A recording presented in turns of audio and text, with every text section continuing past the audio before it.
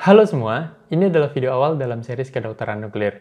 Video ini berisi penjelasan mengenai apa itu kedokteran nuklir dan bagaimana proses di dalamnya, khususnya dalam perspektif fisika medis. Sekarang mari kita masuk ke dalam videonya. Kedokteran nuklir adalah cabang ilmu kedokteran yang menggunakan zat radioaktif terbuka untuk mendiagnosa dan atau menterapi suatu penyakit. Studi kedokteran nuklir ini melibatkan penyuntikan atau pemberian suatu senyawa dengan label radioaktif, yang mana label radioaktif ini akan memancarkan emisi sinar gamma atau emisi positron sesuai dengan jenis radioisotopnya. Senyawa tadi disebut sebagai radiofarmaka. Nah, radiofarmaka ini tersusun atas beberapa komponen. Yang pertama, ada radioisotop. Ini akan memancarkan radiasi yang nantinya akan ditangkap oleh suatu detektor kamera. Kemudian komponen lainnya adalah suatu kit farmaka. Nah, kit farmaka ini yang akan mengarahkan suatu radiofarmaka ke suatu sel target yang mau diteliti atau yang mau diperiksa. Sehingga kita bisa mendeteksi radiofarmaka dari luar tubuh atau dari luar objek karena adanya radiasi dari radioisotop, dan radiofarmaka tersebut bisa sampai ke suatu sel target yang mau kita periksa berkat adanya suatu kit farmaka. Nah, dalam kedokteran nuklir setidaknya ada dua proses yang berbeda. Ada secara in vitro maupun secara in vivo. In vitro, suatu pemeriksaan akan dilakukan di luar tubuh manusia.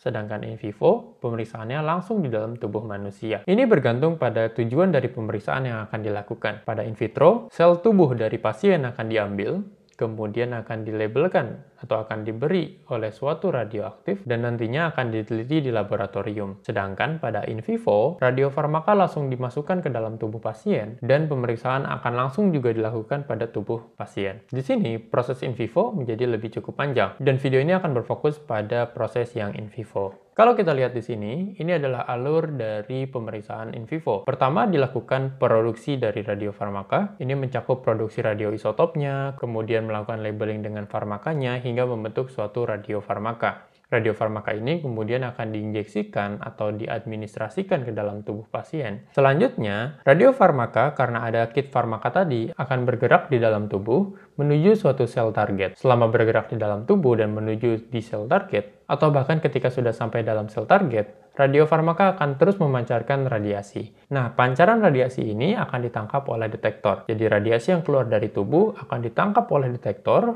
kemudian direkonstruksi menjadi suatu citra tubuh pasien atau tubuh manusia. Nah, citra dari tubuh manusia ini kemudian dapat dianalisis oleh dokter untuk mendiagnosa suatu penyakit. Itu adalah alur sederhana dalam proses in vivo di kedokteran nuklir diagnostik. Dari sini ada beberapa pertanyaan penting yang muncul. Yang pertama, bagaimana cara kita memproduksi radioisotopnya? Kemudian, apa contoh kit farmaka yang kemudian akan dilabelkan dengan radioisotop yang tadi sudah diproduksi? Selanjutnya, setelah kita mendapatkan radiofarmaka, bagaimana proses untuk memasukkan radiofarmaka itu ke dalam tubuh? Nah, setelah sudah masuk di dalam tubuh, alat apa yang dapat digunakan untuk menangkap emisi radiasi dalam tubuh dan mengubahnya menjadi suatu citra? Video selanjutnya akan membahas lebih lengkap pertanyaan-pertanyaan tadi. Namun singkatnya, produksi radioisotop atau radionuklida bisa dilalui oleh tiga hal, dari reaktor nuklir, dari generator, maupun melewati siklotron. Ini akan menghasilkan hasil produk radioisotop yang berbeda-beda. Dalam reaktor nuklir, prosesnya adalah proses interaksi neutron termal. Jadi inti berat, contohnya uranium, ditembakkan dengan neutron termal, kemudian dia akan bereaksi, menghasilkan suatu radioisotop baru. Contohnya adalah iodium-123 atau iodium-125 yang banyak dipakai dalam pemeriksaan tiroid. Berbeda pada reaktor nuklir, pada siklotron dulu, siklotron adalah alat untuk mempercepat partikel bermuatan. Di sini yang dipercepat adalah proton, kemudian akan ditembakkan pada target hingga menghasilkan suatu unsur radioisotop. Kalau tadi reaktor nuklir menggunakan reaksi neutron termal, kalau siklotron menggunakan reaksi partikel bermuatan dengan kecepatan tinggi. Ini akan menghasilkan salah satu radioisotop yang bernama fluor-18, digunakan dalam pemeriksaan PET. Dan yang lebih sederhana dibanding keduanya adalah generator. Generator ini menggunakan prinsip elusi. Jadi contohnya adalah molybdenum-99 akan meluruh dengan radionuklida anak yang masih bersifat radioaktif, kemudian dielusi atau dipisahkan untuk nantinya digunakan membuat suatu radiofarmaka. Penjelasan lengkapnya akan dibahas dalam video yang lain. Setelah radioisotop tadi dibuat, proses selanjutnya adalah proses labeling dengan kit farmaka. Di sini ada contoh-contoh hasil labeling antara radioisotop dengan kit farmaka. Pertama ada technetium 99M, ini dihasilkan dari generator MO, di labeling dengan kit farmaka MDP, yang nantinya digunakan dalam pemeriksaan tulang. Kemudian technetium 99M yang di labeling dengan DTPA untuk pemeriksaan kidneys atau ginjal. Kemudian Cestanib untuk coronary artery disease. Pemilihan kit-kit farmaka ini bergantung pada jenis pemeriksaan yang mau dilihat. Contoh lainnya yang dimana radioisotopnya dihasilkan dari reaktor nuklir adalah yodium-123, didoping dengan sodium iodide untuk pemeriksaan tiroid. Kemudian fluor 18, ini hasil dari siklotron, didoping dengan suatu glukos untuk pemeriksaan kanker, dan sebagainya. Radiofarmaka ini kemudian akan diadministrasikan ke dalam tubuh pasien dengan cara, pertama, bisa menggunakan intravena, atau langsung disuntik ke dalam tubuh pasien, atau menggunakan inhale, atau dalam berbentuk gas, kemudian secara oral diminum atau ditelan, dan juga menggunakan nasogastrik. Pemilihan metode administrasi radiofarmakanya bergantung pada tujuan dari pemeriksaan yang akan dilakukan. Misalnya jika untuk memeriksa suatu paru-paru, administrasi yang umum adalah menggunakan inhalation, dan sebagainya. Sekarang, setelah radiofarmaka telah diadministrasikan ke dalam tubuh, maka tubuh akan memancarkan sinar gamma. Sinar gamma ini kemudian ditangkap oleh beberapa alat yang berbeda. Ada dua jenis sinar gamma yang dapat muncul. Ada foton tunggal, dan ada juga sinar gamma yang terjadi akibat anihilasi positron, yaitu sinar gamma yang saling koinsiden atau berketebalikan. Ini menggunakan alat pencitraan yang berbeda-beda.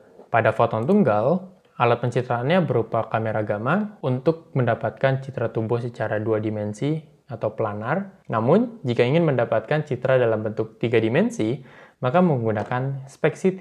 Jadi kamera gamma yang bisa berputar 360 derajat, kemudian ditomografikan secara komputer hingga menghasilkan citra yang berbentuk 3 dimensi. Jadi nanti kamera gamma ini atau kamera sentilasinya akan berputar mengelilingi tubuh pasien. Nah, untuk sinar gamma yang dihasilkan dari proses anihilasi positron, di mana sinar gamma tersebut saling koinsiden, atau ke atas dan ke bawah, ke kanan ke kiri, maka butuh detektor yang mengelilingi seluruh pasien. Ini menggunakan alat yang disebut sebagai PET, Positron Emission Tomography.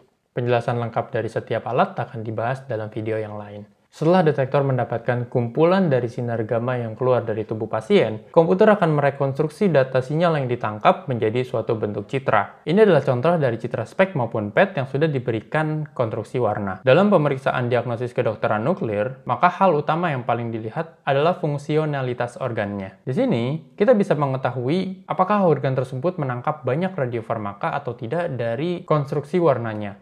Kalau warnanya semakin merah, maka radiofarmakanya banyak terkonsentrasi pada organ tersebut. Semakin biru, maka semakin jarang yang terkonsentrasi pada organ tersebut. Namun kekurangannya, citra SPECT dan PET saja tidak dapat memberikan struktur anatomi yang jelas, berbeda dengan citra CT scan ataupun citra MRI.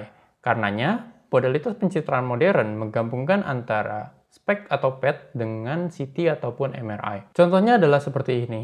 Ini adalah citra PET, dan ini adalah citra CT. Citra PET mendeskripsikan fungsionalitas dari organ. Citra CT mendeskripsikan anatomi dari organ. Keduanya akan digabungkan menjadi citra PET-CT, di mana pada citra tersebut kita bisa melihat fungsionalitas dari organ dan juga mengetahui anatomi secara tepat dari organ tersebut. Itu tadi overview singkat dari pemeriksaan kedokteran nuklir. Video-video selanjutnya akan membahas lebih rinci setiap elemen ataupun komponen yang berada dalam kedokteran nuklir ini. Itu saja, semoga bermanfaat.